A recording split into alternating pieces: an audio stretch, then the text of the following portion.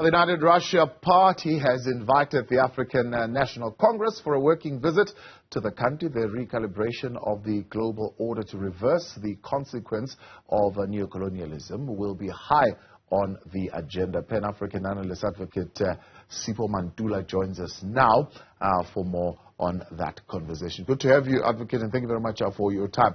This recalibration of the, I suppose, what would be the superpowers, what really does it look like in practice and in real terms? Evening, Tabo, and Jumbo Africa to your viewers. Remember, Tabo, that this meeting of minds between the liberation movements has been going on for some time. And looking at the relationship of the African National Congress and the Russian United Party, looking at the 31 years of our relationship between South Africa and Russia.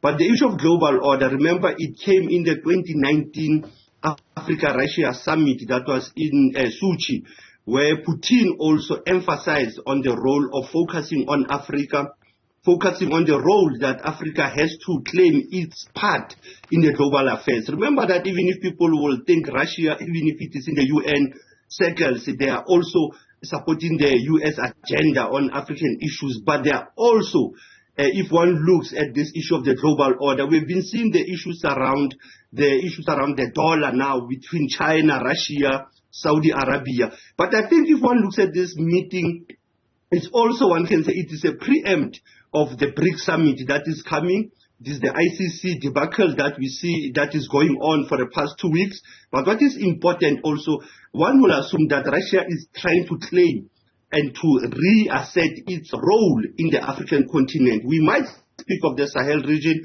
but we see their impact also in the SADC region. Remember Mozambique, they do have a role in Mozambique. They are engaging in Mozambique. We see their role also in the Sahel region. But I think the meeting of the ANC, NEC, and international relations for them to be in Russia, Tabo, is so important because there are some historical and liberation credentials that we can pose as one of the key issues. So around this dialogue on global reconfiguration, questions have been asked. And the key question, I suppose, who will step up and lead and shape the future of this new global corporation? You know, this global corporation, look at the BRICS. We might not be certain, but come the BRICS summit in August, that the BRICS will expand. We might not even call it BRICS. It might have a new name.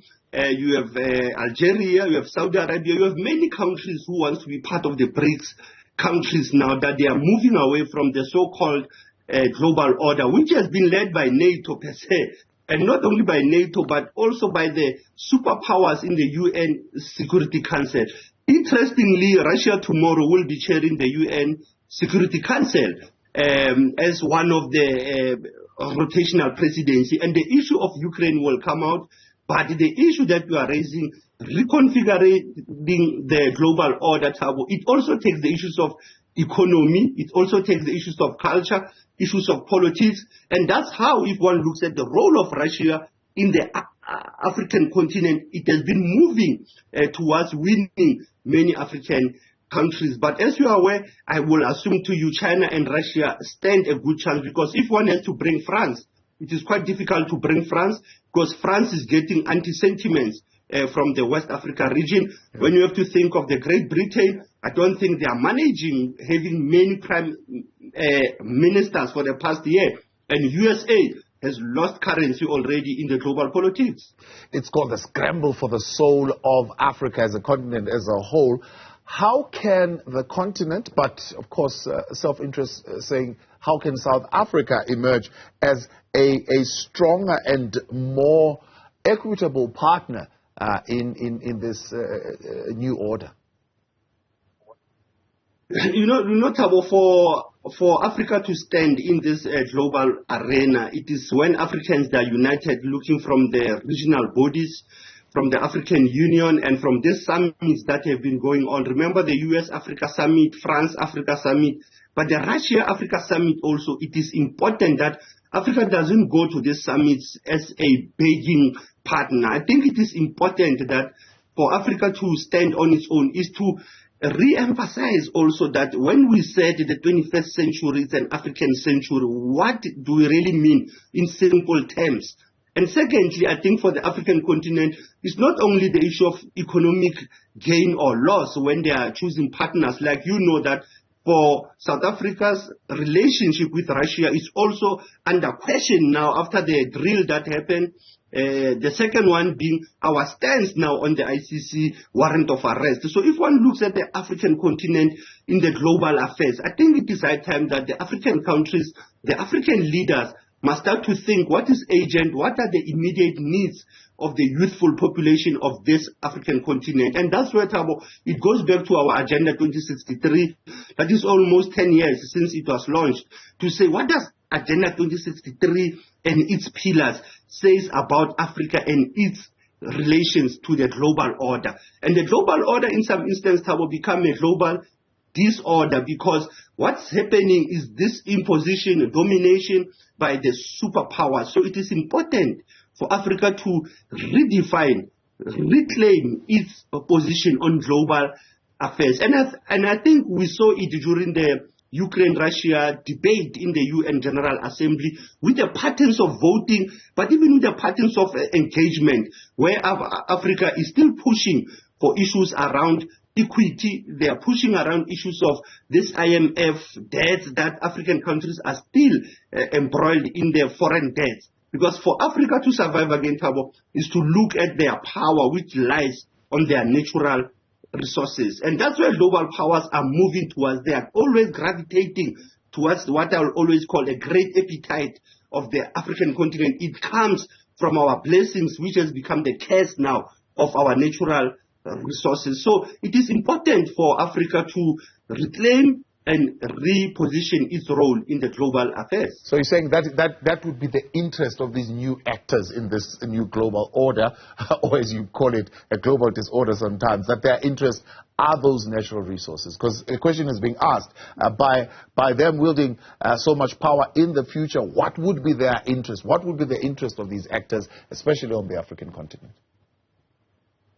No, definitely. And it is important that we have to draw the lines. Hence, I was drawing the parallel of the African National Congress delegation that went to meet with the Russian counterparts, that it is also a liberation struggle history that also guides us. But when you look also the role of China and Russia in Africa, they are very clear and careful that they don't encroach, they don't interfere. They are always trying to give Africans this part that we'll always call joint ownership of programs. But also this scramble will also be around the issue of language. It will be around the issue of economic language that we are in.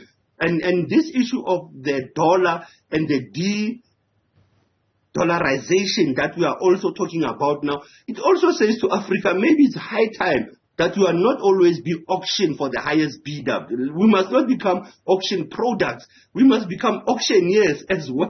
Because I think in the continent and in the global affairs, we have been the auction products in most instances. So it is important that Africa must be careful that whenever we are engaging with these foreign powers, we know how to draw our line. And hence I raise this issue of we need to understand the struggle credentials of how South Africa is relinking its role with Russia, with China, and Brazil, compared to when you look at the role of USA and France in the African continent. So it is important, as we are engaging on these global matters, that African member states and African leaders need to look at what is it that will benefit its own citizens. Because in some instances, it becomes personal benefit.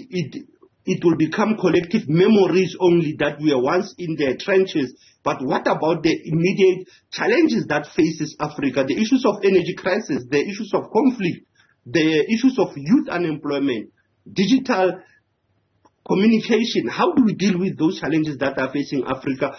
At the same time, we know that we have to engage with our global partners. Yeah. So then we speak BRICS, we speak China, we speak Russia, we speak Brazil.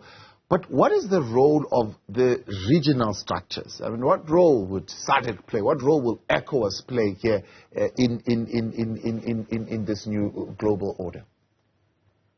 No, remember when South Africa joined the BRICS during the era of the former President Zuma, many African countries look at South Africa as their proxy or as their representative. But if you look at the RECs, the regional economic bodies like SADC, like ECOWAS, I think they are moving towards understanding that for them to be part of the BRICS community also is about developmental agenda. It is all about parity, to be equal. And it is the issue that is moving towards that. Is the UN relevant bodies? Why are we not forming our own bodies? And the issue of IMF and the World Bank that have held many African countries in perpetual debt, that most of them, they don't come out of that debt. And secondly, you can say that appetite that comes from African countries, it is also that they have a friendly relationship. Remember when Putin visited South Africa in 2006, he had to sign what they called a treaty of friendship and partnership. So one can look that those BRICS countries, they are building not only friendship, but they're getting into partnership that is politically, economically, and culturally. And that's where I think most of the African countries will gravitate towards, because once you have South Africa being in the BRICS, once you have Algeria, you are pushing the Arab states into the BRICS. Once you have Kenya having an interest to be in the BRICS, you are pushing the East Africa. Once you go to West Africa for Ghana, Abuja being part of the BRICS, then you have already dealt with this global order, which is a disorder, like I've said, and that's where the BRICS countries are able to emerge. Remember, the BRICS countries came from what we used to know as the IPSA, where it was India, Brazil, South Africa. So it even went beyond the 3 countries or the 4 countries now. It is expanding for the benefit of humanity, because that's what we'll assume, that whenever you have global partners and you want to deal with African question, the issue is always humanity pleads, that we must be all equal before the law. Yeah. Now, you've already touched on this. Our response to the Russia-Ukraine crisis has generated a heated debate. What actions should South Africa be taking next?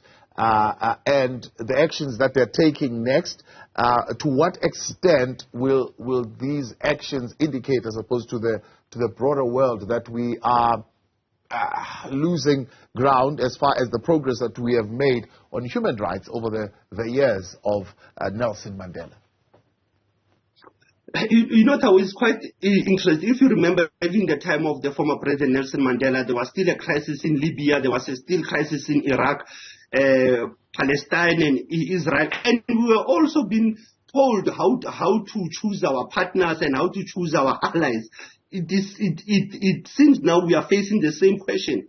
But let's look back, Thabo, what is important in this alliance that South Africa is bringing, that in terms of our 1995, even 1994 foreign policy, it was African Renaissance, rebirth of Africa. When you look at the foreign policy now on Ubuntu, South Africa is pushing constructive diplomacy with dialogue, where they are saying, let's engage. And remember, South Africa, when the Ukraine conflict started, they were engaging on what they called dialogue, diplomacy, and let us engage. And let us agree that the parties must be open for a mediation process. So one will assume that South Africa is still pursuing that aspect. I was checking last week where the members of parliament went to Russia, and they were still raising the issue that we are still open for this mediation process, which the global world never wanted to. They wanted to repeat what happened in Iraq. They wanted to repeat what happened in Libya. And I don't think South Africa is ready to be part of such grouping where you will allow to have resolution 1973 that went into Libya and bomb Libya. South Africa will not want to be involved in what happened in Iraq, where they were saying there were weapons of mass